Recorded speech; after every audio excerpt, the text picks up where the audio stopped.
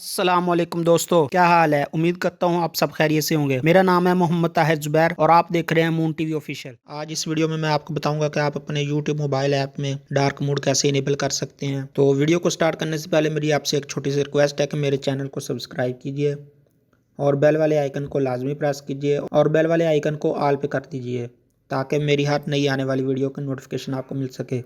تو یہ میرا چینل ہے، اس کو لازمی وزٹ کیجیے گا اور ویڈیو واچ کیجیے گا۔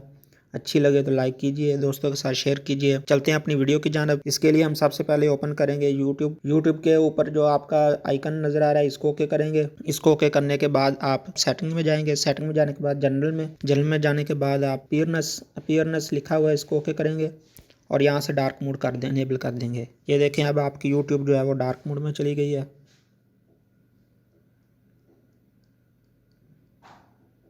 تو بہت ایزی ہے بالکل، تو آپ ہی اس طرح اپنی یوٹیوب کو ڈارک موڈ انیبل کر سکتے ہیں۔ ویڈیو اچھی لگے تو لائک کیجیے، دوستوں کے ساتھ شیئر کیجیے، میرے چینل کو سبسکرائب کیجیے۔ ملتے ہیں نیکسٹ ویڈیو میں، تب تک کے لیے اپنا اور اپنے گھر والوں کا خیال رکھیے گا، دعا میں یاد رکھیے گا۔ اللہ حافظ۔